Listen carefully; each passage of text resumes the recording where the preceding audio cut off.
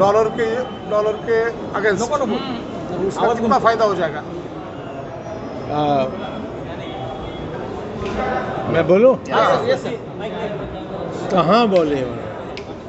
Parliament में या नहीं, वो पॉलिसी जिस पेपर में आई वो मैं विश्वास नहीं कर सकता, संभव नहीं है, मूर्खता होगी यदि करेंगे तो, और मुझे नहीं लगता कि वो करेंगे।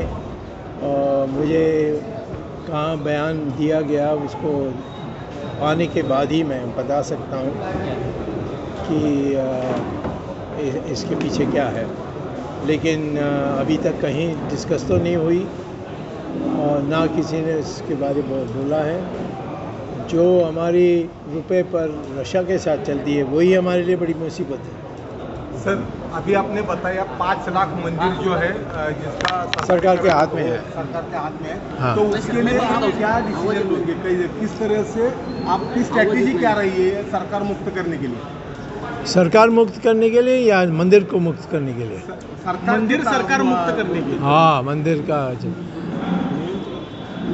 अभी तो मैं यही कर रहा हूँ, जो एक मंदिर, जो बड़ी बड़ी मंदिर हैं जिसमें इनको पैसा बहुत मिलती है, उसको चैलेंज करके उनको छुड़वा रहा हूँ।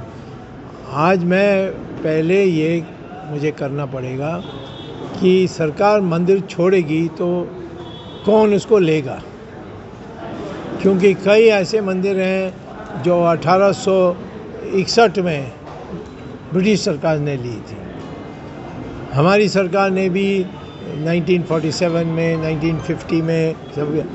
तो इनमें अब तिरुपति ले लीजिए, 1934 में लिया गया, और जो हाथीराम कोई ऐसा था उसका 5 हाथीराम है। सब कहते हैं कि नहीं हमें देना चाहिए क्योंकि बहुत महंगा, उसके पास बहुत पैसा है ना। तो अब को कैसे तय करें? पद्मनाभ स्वामी टेम्पल मैं जीत गया, परंतु लोग कोर्ट ने कहा कि किसको दें बताओ। मैंने कहा राजा को दो जिन्होंने बनाई थी। वो कहते हैं आजकल तो हम राजा को मानते ही नहीं हैं, तो कैसे देंगे? तो मैंने एक याचिका पेश की है सुप्रीम कोर्ट में कि सुप्रीम कोर्ट कम एक 15-20 प्रमुख साधुओं को इकट्ठा करके एक कमेटी बनाएं और सारे जो मंदिर हैं जो सरकार के नियंत्रण पे वो उनको दे दें। सर, पर्यायी व्यवस्था विठ्ठल मंदिर है, हाँ, पंढरपुर का जो विठ्ठल मंदिर है, हाँ, वो सरकार मुक्त करने का बेस आपका क्या है? बेस क्या है? मैंने वहाँ छुड़वाया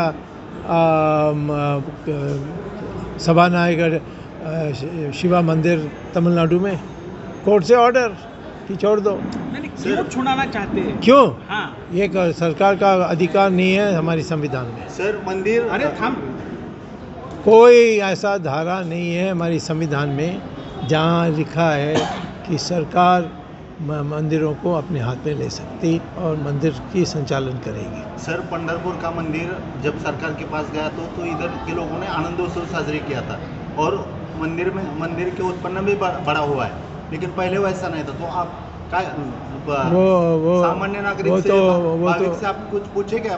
मंदिर वो तो महिला को कहो कि तुम किसी का वैश्या बनाओगे तो बहुत अच्छा मोटर गाड़ी मिलेगा, अच्छे कपड़े मिलेंगे। आई एम सॉरी, लॉ है कि हमारी सरकार किसी मंदिर, चर्च या मस्जिद को अपने हाथ में ले सकती है, और सिर्फ हिंदुओं के मंदिरों को ले रही है। आज तक एक चर्च को छुआ नहीं, आज तक 1947 के बाद एक मस्जिद को छुआ नहीं। ये क्यों? हिंदुओं ने क्या यानी पाप किया कि आप उनके मंदिरों को ऐसे ले रहे हो? लेकिन सर आप मोदी साहब को मिलने वाले हो क्या ये 5 लाख मंदिर छोड़ाने के लिए? नहीं, वो सुनता नहीं है। सर, नहीं, अगर दोनों भी हिंदुत्ववादी है, वहाँ भी वो हिंदुत्ववादी नहीं है, वो तो उत्तराखंड में सारे मंदिरों को अपने हाथ में ले लिया। आपने छुड़ाया ना फिर तो इसके माने वो नहीं है ना। हाँ। तो मैं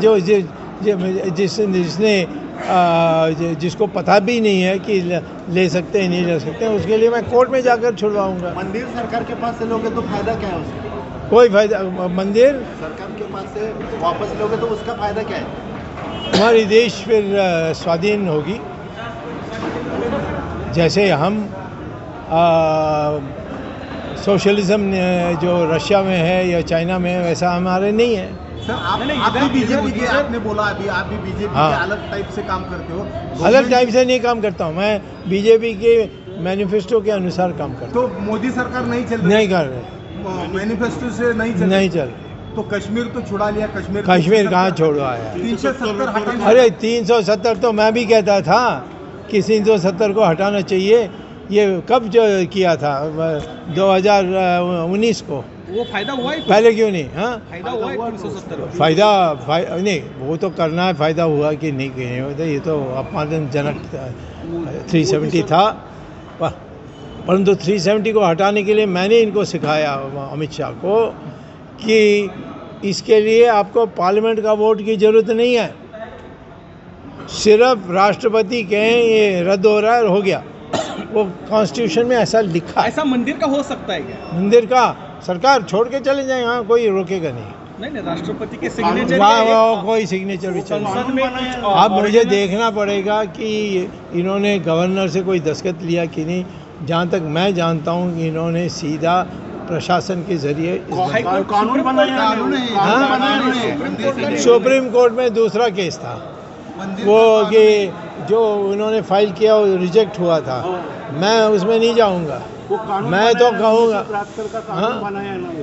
कानून सब रद्द है। वो 1972 को क्या कानून को बड़े उत्पाद पे चैलेंज किया था। तुम कुछ भी कानून बनाओ बट संविधान के विरुद्ध में तो सब कानून उसको कानून ही नहीं रहता है।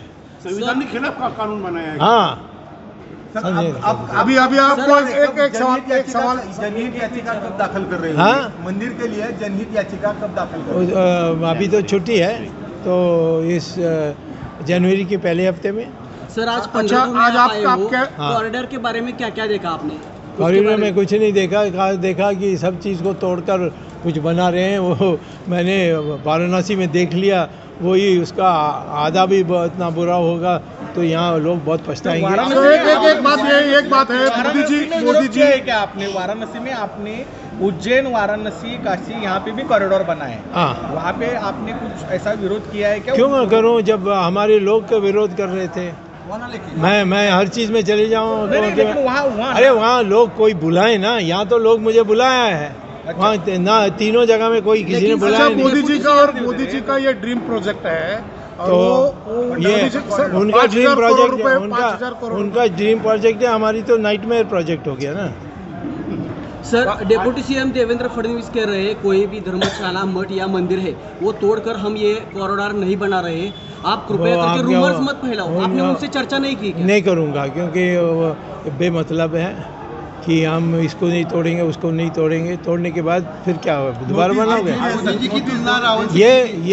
ये जो भी करना है यहाँ की जनता से पूछ कर करो।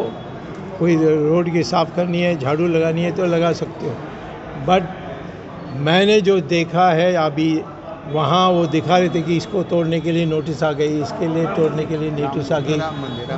हाँ, तो हमें बुद्धू नहीं बना सकते। देवेंद्र फडणवीस के बात पर आप भरोसा नहीं कर सकते क्या? मैं वो जो बोलूँगा उसी पर भरोसा कर सकता हूँ। और जो मैंने देखा और जहाँ जो सुना है और जो मैंने कागज़ देखे हैं उसके अनुसार उसको भी नहीं पता कि क्या हो रहा है। अमित शाह जी का अमित शाह जी से मैं आपका तो वो क्या, उसको कौन पूछता है? आप बात नहीं करेंगे? नहीं, क्यों बात करूँगा? मैं तो सब कह रहा हूँ उनको चिट्ठी में, मैं तो प्राइम मिनिस्टर को चिट्ठी लिखता हूँ। मोदी जी की तुलना रावण से की थी सर।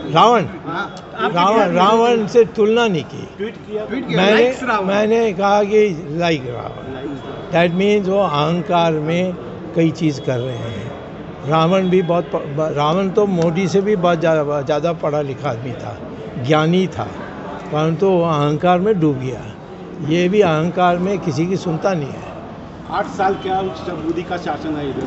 हाँ, आपको क्या लगता है शासन का? मेरा इतना ही है कि कुछ भी हो हिंदुस्तान में बीजेपी की सरकार होनी चाहिए। नोटबंदी से फायदा हुआ है किसी? नहीं, कोई फायदा नहीं। लोकसभा में आप विरोध करेंगे मोदी को? क्या करूँगा? आने वाली लोकसभा में आप मोदी जी का विरोध करा? इतना जल्दी क्यों पूछ रहे हो? उससे जब वो लोकसभा का घोषणा होती है तब सर पूछ। अभी कुछ लोग बोल रहे थे कि पीएम आप हो, ऐसे कुछ लोग घोषणा दे रहे थे। आप वो तो PM ऊपर वाला से पूछो, आप मुझसे मत पूछो। आप बड़े लॉयर है। खाली एक आखिरी सवाल, ये महाराष्ट्र की जो सरकार बनी है हाँ, वो संविधान के खिलाफ है या बराबर चल रही है? वो तो तोड़ के बनाई ना, हाँ, फिर वो तो अनैतिक है। सर मोदी आखिर और सुप्रीम कोर्ट में मामला पड़ा हुआ है। सर मोदी आखिर चाहते क्या है? सर मोदी आखिर चाहते क्या है? उससे पूछो भाई, मुझसे तो नहीं बताते हैं। और